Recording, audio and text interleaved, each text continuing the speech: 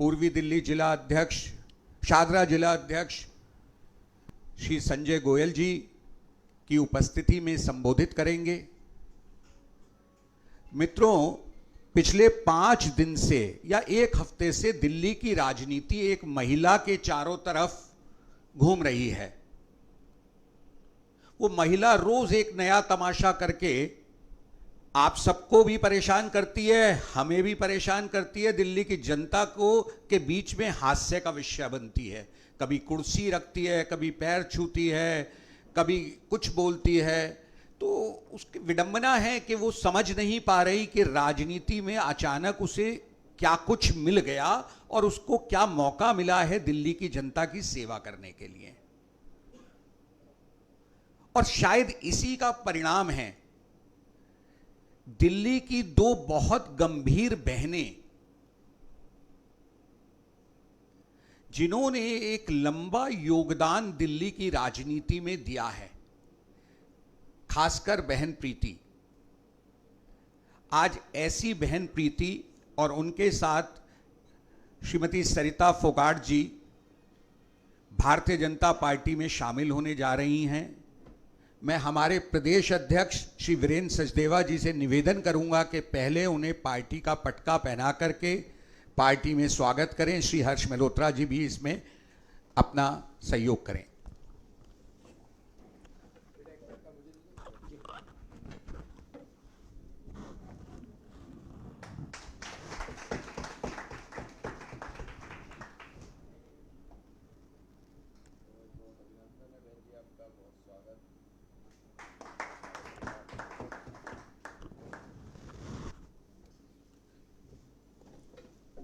मैं माननीय अध्यक्ष जी से अनुरोध करूंगा कि इस अवसर पर दिल्ली वालों के लिए, दिल्ली नगर निगम के पार्षदों के लिए अपना संदेश रखें। मंच पर उपस्थित हमारे केंद्रीय मंत्री श्रीमान हर्ष मल्होत्रा जी, हमारे विधायक ओम प्रकाश शर्मा जी, अभय वर्मा जी, हमारे जिले के अध्यक्ष संजय गोयल जी, और आज भारतीय जनता पार्टी के परिवार में शामिल हमारी 2 बहनें, बहन प्रीति जी और बहन सरिता फोगाट जी, और मीडिया के सभी साथियों, आज इस परिवार में इन दोनों बहनों का मैं हार्दिक अभिनंदन करता हूं।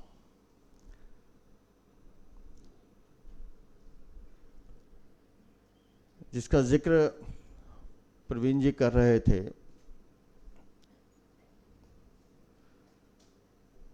दिल्ली में इस समय समस्याओं का अंबार है। पीने के पानी की समस्या से लोग आज भी जूझ रहे हैं। चारों तरफ सीवर ओवरफ्लो हैं।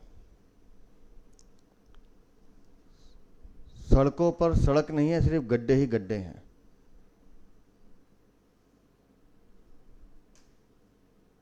लेकिन दिल्ली की नई मुख्यमंत्री आतिशी मारलेना पिछले 5 दिन से एक नई राजनीतिक नौटंकी दिल्ली में उन्होंने शुरू की है। जिस वामपंथ की विचारधारा से आतिशी मारलेना प्रभावित हैं, जिस राम के अस्तित्व को ये और इनका परिवार मानता नहीं था, जिस राम मंदिर के निर्माण का विरोध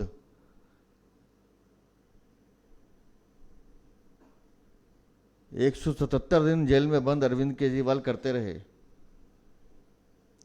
आज उनकी तुलना हमारे प्रभु से करना पूरे सनातन और पूरे हिंदू धर्म को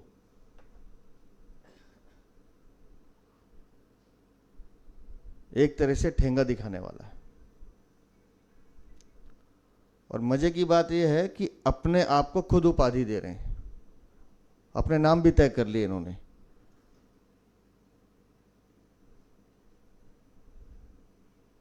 कि जी हम तो खड़ाऊ रख के काम करेंगे। तो भाई 14 वर्ष का भी उसको और सजा मिलनी है, उसको सजा पूरी होने दो।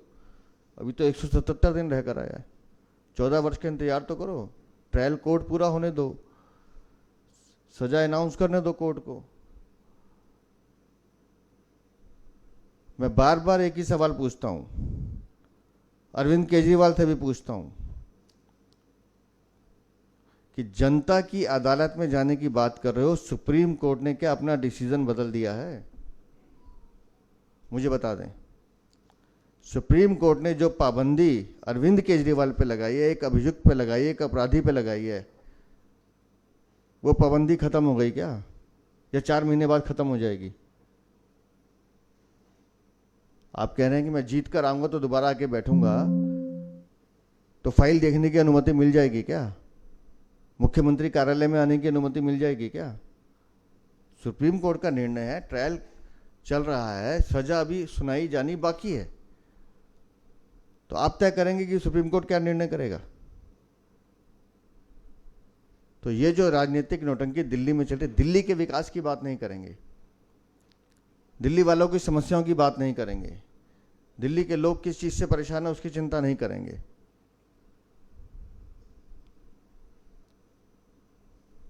एक अजीब सी इनकी भ्रष्टाचार की लीला है जिससे ये खेल रहे हैं। अगर विकास किया होता, अगर काम किया होता, तो आज इन बहनों को इतना परेशान नहीं होना पड़ता।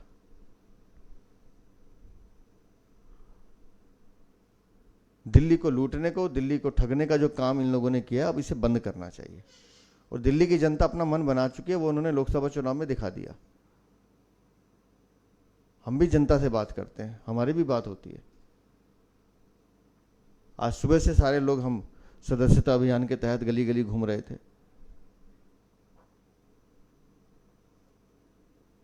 तो दिल्ली की जनता अपना मन बना चुकी है इनको सबक सिखाने का। इनके भ्रष्टाचार ने जिस तरह से दिल्ली की जनता को लूटा है,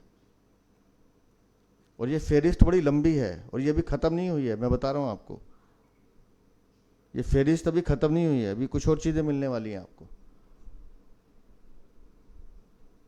तो दिल्ली से इस भ्रष्टाचारी सरकार की जितनी जल्दी विदाई हो जाए, दिल्ली वालों के लिए अच्छा है। और आज इस परिवार में हमारी ये दोनों बहनें आई हैं, मैं इन दोनों का हृदय से अभिनंदन करता हूं, स्वागत करता हूं।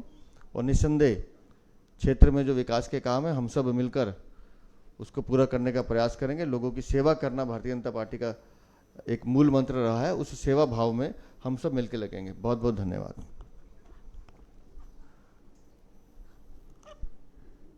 बहन प्रीति जी से अनुरोध करूंगा कि वह इस प्रेस वार्ता को संबोधित करें।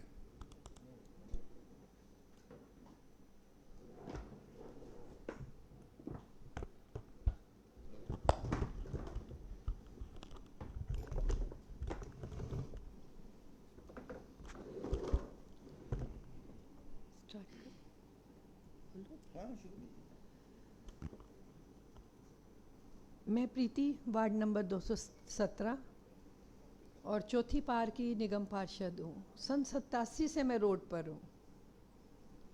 पूरी ज़िंदगी मेरी रोड पर पब्लिक के बीच में निकल गई, और मेरा मकसद यही आता है पब्लिक के बीच में आने का कि मैं कुछ पब्लिक के लिए करूँ जिसे मैं अपना परिवार समझती हूँ।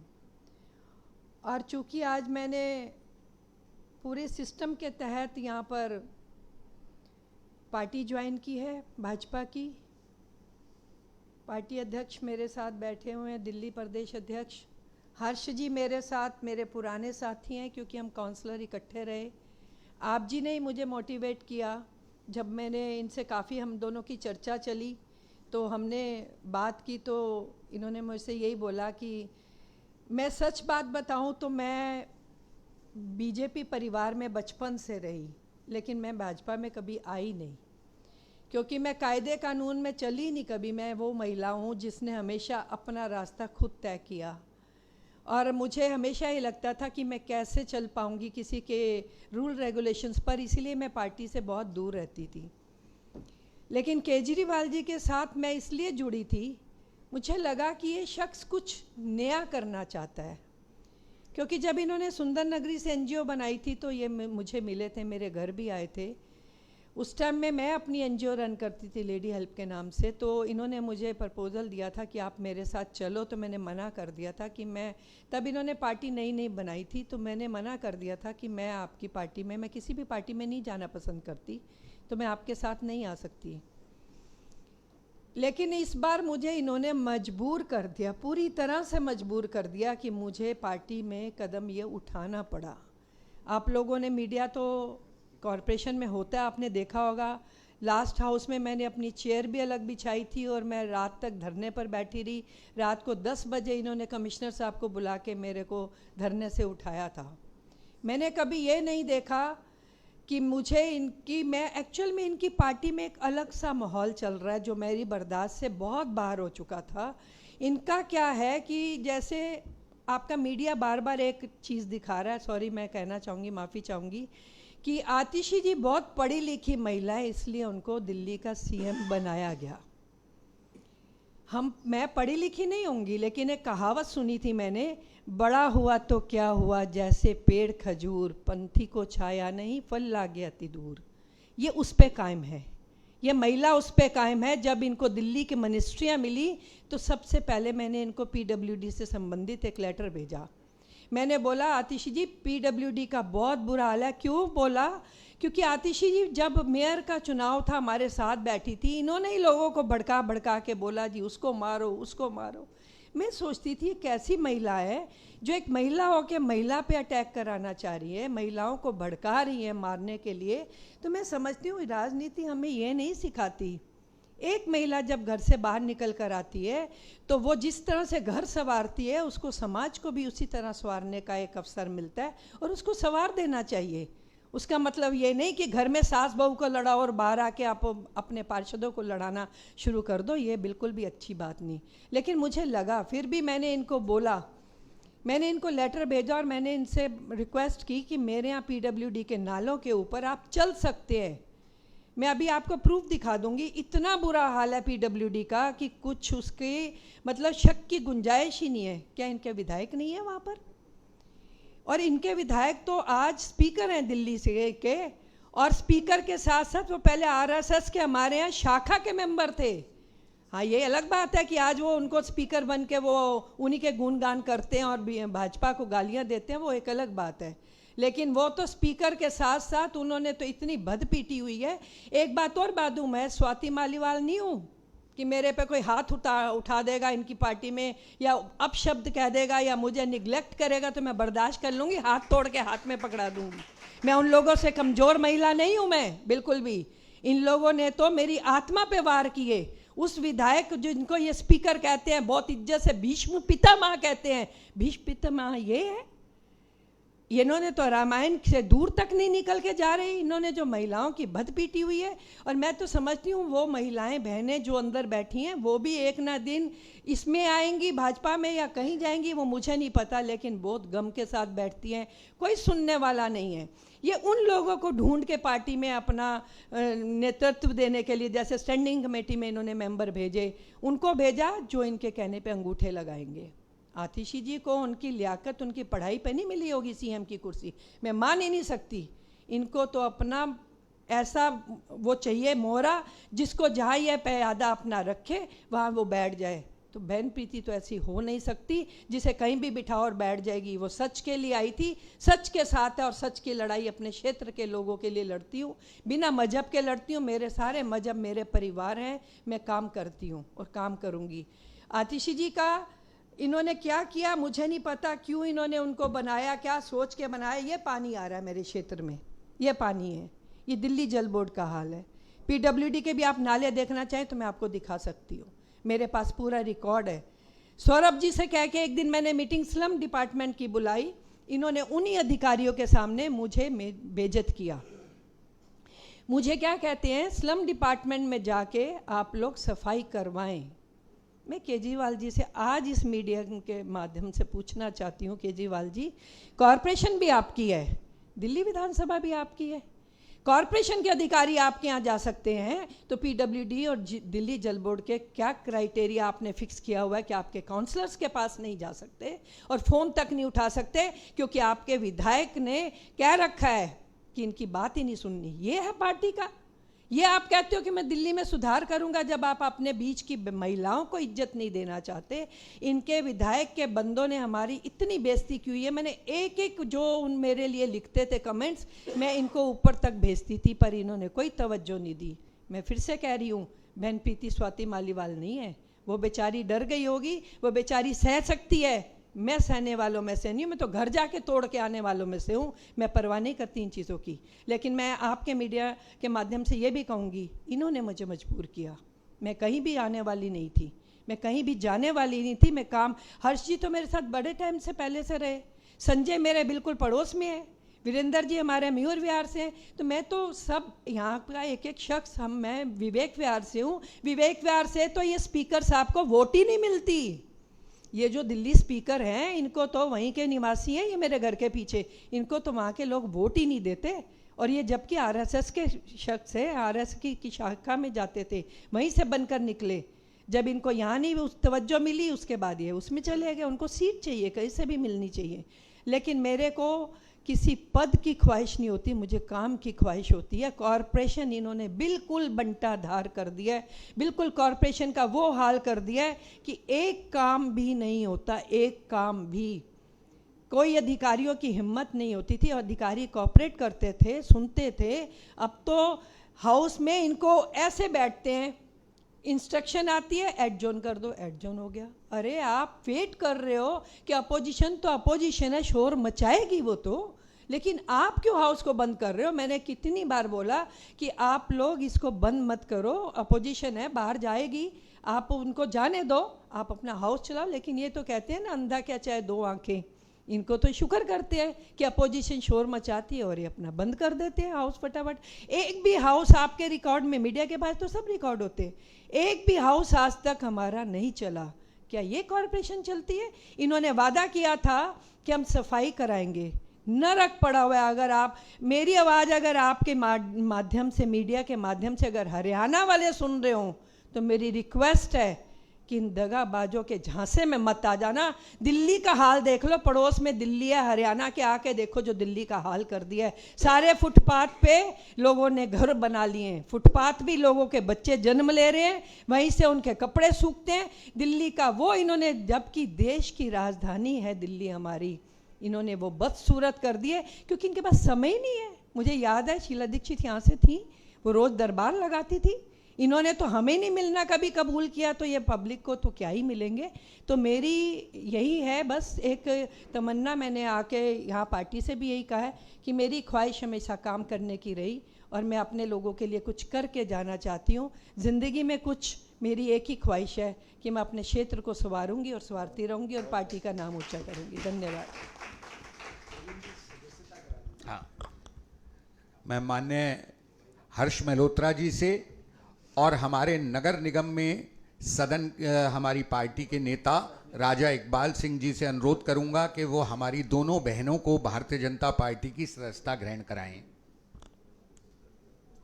मिस कॉल से है सदस्यता और फॉर्म भी है, तो फॉर्म भी भर सकते हैं और मिस्ड कॉल भी, दोनों जो करना चाहें। तो एक नंबर डायल करके सदस्यता कर दिया, अमित जी ने कर दिया। नहीं, इनके नंबर से करा रहे हैं। 88 नंबर अनाउंस 00 00 20 24 कॉल कर दीजिए।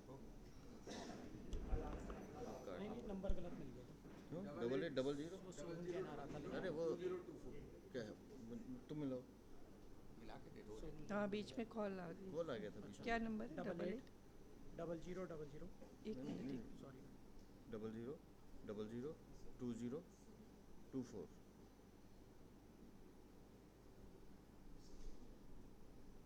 कॉल कट गई, अभी एसएमएस आएगा। एसएमएस आएगा। एसएमएस कैसे चेक करते हैं? ये आ गया, दिखा दीजिए। मैडम की मेंबरशिप आ गई। खड़े होकर दिखा दो। ये आप देख सकते हैं, प्रीति जी ने अपनी सदस्यता ऑनलाइन ली है और सरिता जी भी अपना फॉर्म भर रही हैं।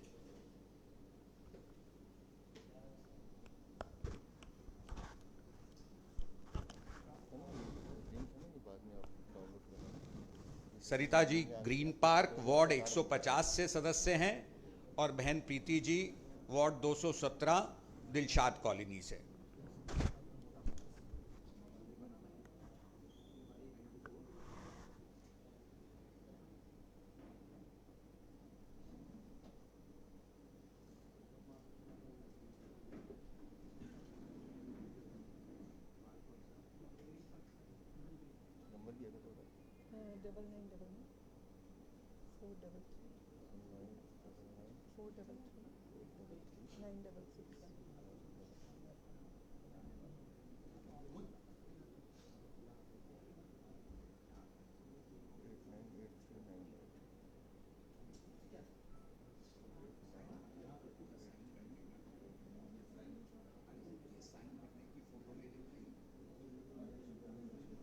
पुराना के लिख दो, क्यों भैया पुराना के लिख दो।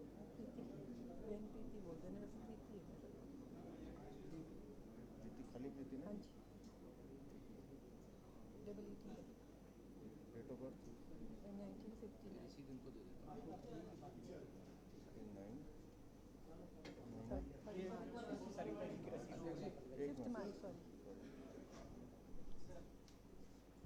5th मैडम की रसीद ऐसे कर लेते हैं। अगर थोड़ा ये ऐसे दिखा दीजिए और ये रसीद बैठ जी के लिए।